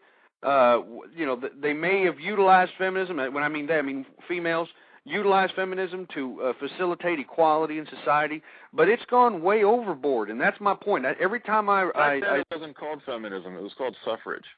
So, feminism is, I believe it has been, polluted. Absolutely. It's just like communism. I disagree with Fred when it comes to, Maureen Dowd and Gloria Steinem and all that stuff. I mean, I can't follow that. But like I said, that's a disconnect we're always going to have. And, he thinks he's right. I think I'm right. And, that's just the way it is. But, it's okay to try to explain why why we think we're right. I mean, that's America. Sure. But I think that it's like I said, it's a disconnect, and it's just that's just the way it is. So. And that's the only reason why I bring this subject matter up, because I believe, like I've stated, feminism has evolved into something that, and you can listen to it in the pop culture. I know he's like an artistic fella, and he likes music, and he doesn't want anybody to label music as any kind of a problem. He doesn't want anybody to label any kind of artistic expression as any type of a problem. But I grew up in the late 70s, early 80s, and when I was a teenager and all, and I listened to death metal. I listened to thrash metal, and it didn't make me into a homicidal maniac. It never even gave me those kind of thoughts, and I just liked the music. So I don't totally disagree with Fred when it comes to to that issue.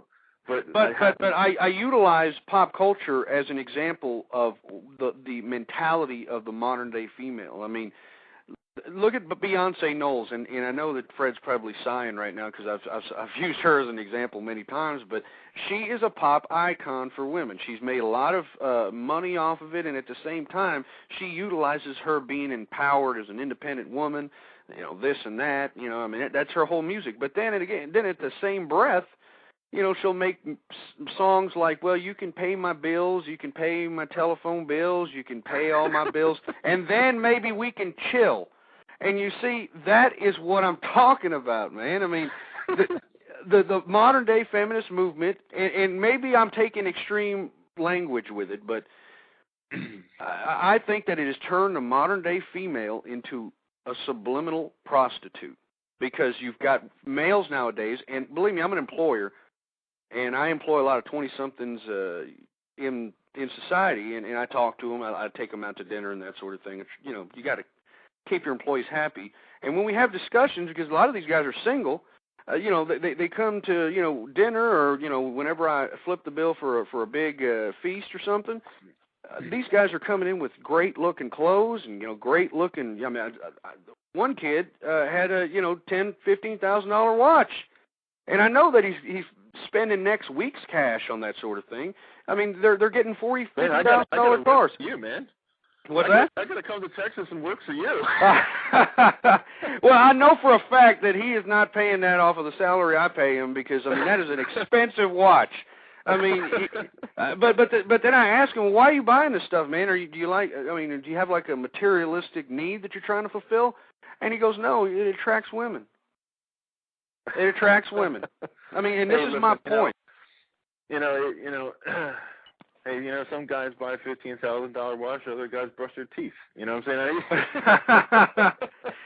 Well, and then that's the only thing I want to bring up when it comes to the feminist movement, is that it has evolved into something completely unbelievable. And they're using the disguise of equality to basically take complete and total domination of not only the American male, but America in general. And the justice system is a good reflection of that. I mean, it's a great reflection of that. I mean, like I've stated, you will never find a more gender-biased justice system that is so imbalanced and so unequal than the American justice system, and I think it has a lot to do with the feminist movement. Well, I think it has a lot to do with universities, too, because I work for one of the biggest state universities in the East, and they're actually my employer. They write my paycheck. Now, thank God I'm in medical research, but so I kind of stay out of the whole liberal arts, atmosphere of the university. But science is science. Let's face it. But yeah, absolutely.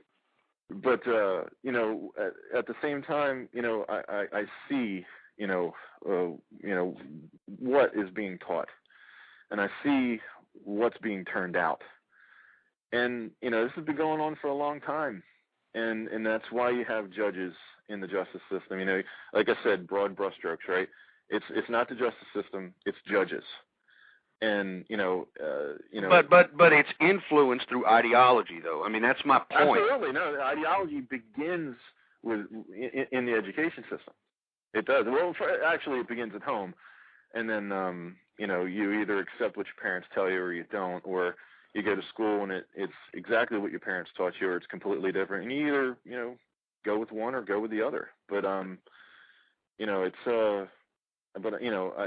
think that, the problem, as you see it, and I would agree to a certain extent, is, what's being taught in our major universities. So.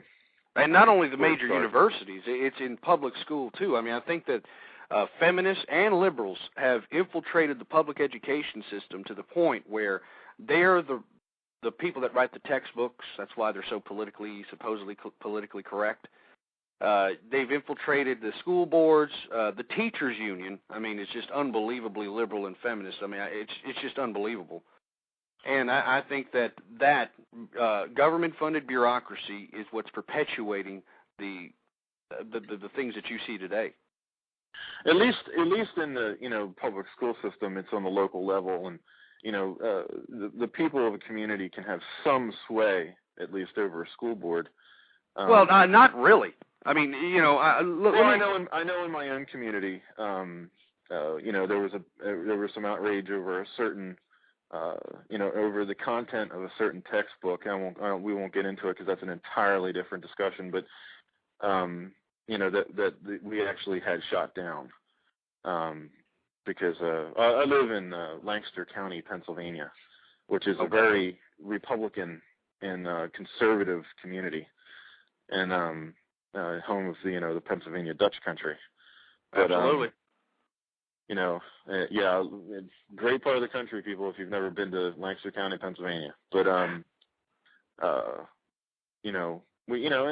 like I said, when my father, I actually grew up in New Jersey.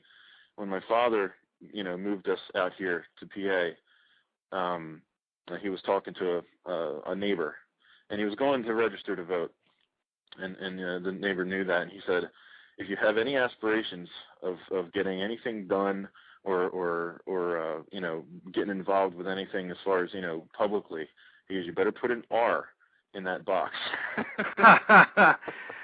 Yep. So it's been that way for a long time, and it'll probably be that way forever. But so I know on the local level, as far as the schools are concerned, you can make a difference. You can have some influence, but in some areas it's not. But you may live in a liberal area where the school board doesn't care what you say. Absolutely. As a matter of fact, I live in Texas, and one of the local school boards out here, and this is why I think that and this is going to be another show, but we should privatize education. So, I mean, if you want to be taught this feminist liberal garbage, you can go to the school that does that. But you've got a school out here that's basically making it okay for same-sex couples at a pre-teenage level to go into middle schools and go to dances and things of that nature. And they're actually embracing that. And they're making it such a hot issue on the television that you've got teenagers nowadays basically just making a statement because they think it's the rebellious thing to do to take a same-sex partner to these dances and that sort of thing. Now, the parents are completely outraged. I mean, as you can imagine. This is happening in Texas? Oh, yeah. Hey, let me tell you something. Texas is not as conservative as everybody likes to believe. I mean, it isn't. That's the open carry state. No, I'm telling you right now. I mean, Texas is just bombarded. You should go to Austin, Texas. I love Austin, Texas, by the way. But, I mean, it's a beautiful city. It's a great city, but it is so openly liberal, it's almost pukable. It's just horrible. And this is what I'm talking about out here. I mean, the parents are the majority of them are in complete opposition to what's going on just in this scenario with the same-sex couples in middle school. These are middle school kids. These are 13-year-old children taking same-sex couples to dances. I mean, they don't know what homosexuality really is. And you see, you got these liberal and feminist teachers embracing this. They're embracing it. And this is what I'm talking about. And I don't want to get too much on the gay thing. I actually have a trip to Texas planned for next year, or actually later this year. Be pretty aware of the open liberalism that's out here. The only time I don't plan on getting anywhere near the city, I'll be hunting. So. Oh, there you go. Yeah, I was gonna say, if you go out there in West Texas, they don't take to that very much. They'll put you in your place out there if you're a liberal. Believe me. But check it out. I'm gonna go ahead and close the show, my man. It's been great talking to you. You had some great points. Yeah, you have a show here on Blog Talk Radio, right? You can go ahead and promote that. Sure. Yeah, it's called Gorilla News Radio. We're on Sunday nights at 7 p.m. Eastern. All right. And we don't talk about a lot of serious stuff like this, though. It's a little bit more lighthearted. Sure. As a matter of fact, I heard your last episode, and y'all were making fun of the Scientology movement and idiot Tom Cruise. Thinking he's some. Fun. It was great. Are you kidding me? It was absolutely great. So yeah, everybody, check out Gorilla News Radio. Those are some great guys, and I appreciate your call, man. Hey, thanks a lot. Now. Not a problem. Take care. You too. Well, it's about that time, folks. I got about 10 minutes left in the program here. And I just wanted to stipulate a couple of points. First of all, regardless of who wants to admit it and who doesn't want to admit it, the feminist movement has evolved into this corruptive tool. And it's because of the feminist movement disguising equality and liberation that has perpetuated an ideology. That it's okay for females to go out and have multiple children from multiple different fathers. It's okay to have multiple different divorces. And all I'm simply trying to do, folks, is just trying to highlight some attention on this social ill. That's all I'm doing, and yet you will have people that'll chastise me for it, that'll call me every name in the book, and I'm not saying any political perspective, because both political perspectives seem to hate me now. I mean, I'm a true conservative. I'm as conservative gets, and here you've got conservatives trying to chastise me, or so-called conservatives chastise me because I just don't believe in their social liberalism. And I'll state it previous, these are the principles that conservative Republicans abide by, okay? Conservatives believe that there is a God regardless of your religious beliefs. Conservatives believe that marriage is the most sacred of all traditions between a man and a woman, and such liberal concepts such as divorce, adultery, and open sexual perversion cannot and should not be tolerated as a social norm in any society. Conservatives believe that family is the foundation of every society, and broken families are a social ill that should not be accepted as a social norm. Conservatives believe that all men should pledge unconditional oath to their families and country. Conservatives believe that females should be respected and loved based on their character and loyalty, not based on their sexuality or the social exploitation of their own gender. Conservatives believe that abortion is the purest form of murder and should not be tolerated, period. Conservatives believe that females and males who have multiple children from multiple different partners is a social ill and should not be tolerated as the social norm. Conservatives believe that children should be raised in a two-parent home and should be shielded from predators and propaganda that will corrupt their developing minds. The youth is our precious resource for perpetuating the conservative values, and they should be commended and embraced when they faithfully follow this value system.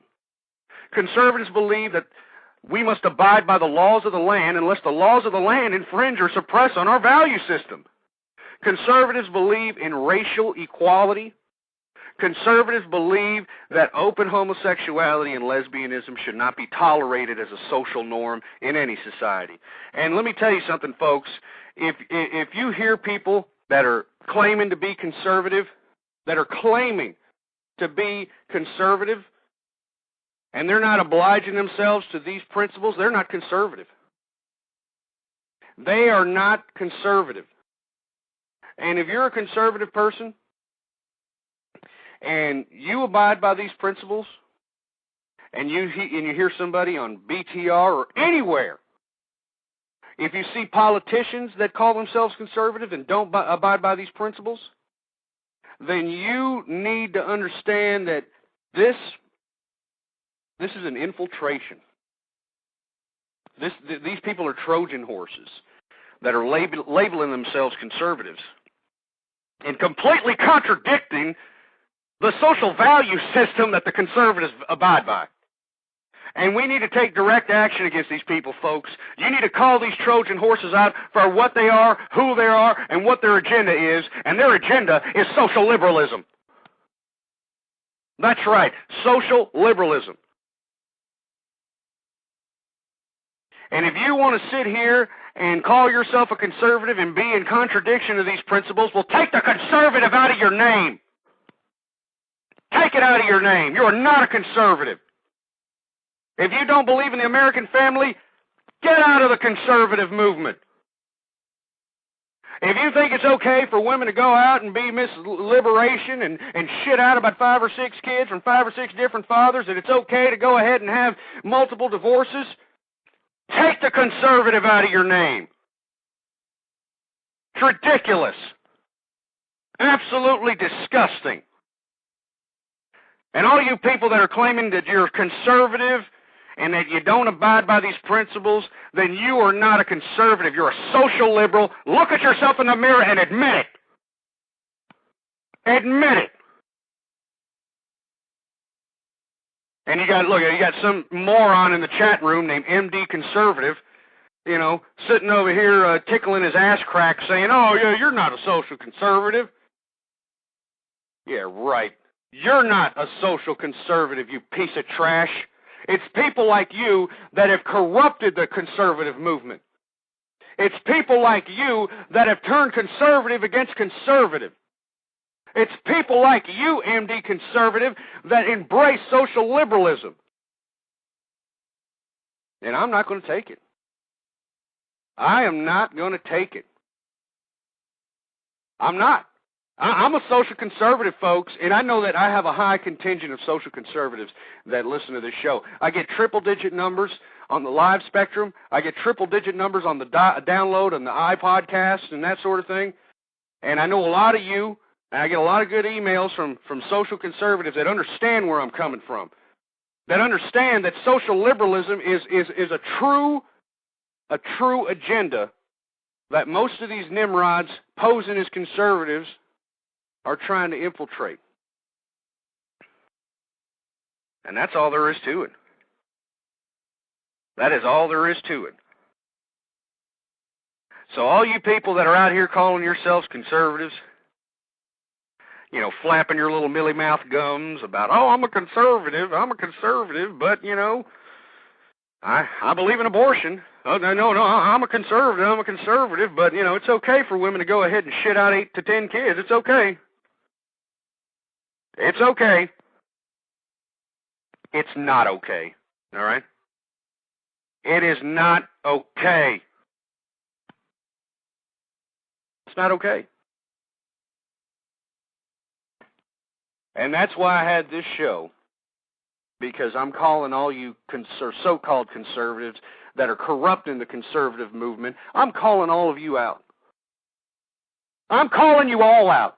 Take the conservative out of your name, you piece of trash. All right? Take the Kentucky Fried Chicken grease thumb out of your anal passage and put it in your mouth, because that's the only taste that you're going to get. Piece of trash. I'm just sick, folks. I'm sick of this garbage. I mean, the social liberalism has infiltrated the Republican Party. And nobody wants to talk about this. Nobody that claims to be conservative, nobody that claims to be Republican wants to talk about how the social liberal ideology has infiltrated the Republican Party. And they're trying to correlate conservative values with this garbage. I mean, nobody wants to talk about it. I mean, the Republican Party will allow a prostate-infected, wrinkled-up piece of trash like Ron Paul to get up on a forum and spew his liberal propaganda, and yet the Republican Party can shut out a true conservative like Duncan Hunter. Duncan Hunter. And that's what's unfortunate. It's absolutely, utterly unfortunate. And let me tell you something, folks. If you're a true conservative, we need to stand up. We need to stick together. And we need to fight against this infiltration by these Trojan horses that are utilizing the label of conservatism and corrupting it into some sort of social liberal ideology. We need to stand up against these people. You need to call into their shows. You need to write your congressmen that are obliging themselves to this ideology. You need to do what it takes to let these people know that the conservative movement is alive and well. It's alive and well. And long live the conservative movement, my friends. Because let me tell you something, if we lose the American family, if we end up like Australia, poor Australia, where 75% of divorce or marriages end in divorce, we're in some bad shape, my friend. We're in some really, really bad shape. And you've got people like Steph Stebb, who is obliging herself to the conservative principles, but she is so blinded by feminism that she doesn't even want to acknowledge the social ills that are happening in our society. And you see, that's most people, folks, that oblige themselves to this ridiculous feminist garbage. Anyway, folks, it's been a great show. Thank everybody for listening in. Even if you hate me, I thank you for listening in. I thank for all the callers to providing their insight. I'm going to be on the air this Friday, Saturday, and Sunday, 9 p.m. Central Time. So make sure to mark it on your calendars, folks, because that's when I broadcast. Friday, we're going to be talking about the privatization of education. And we need to rid the United States of the public education system. We just need to scrap it. Anyway, folks, I am out of here. This is Ghost with True Conservative Republican Radio. Thank you all for listening. Death to feminism and long live the conservative movement. I'm out.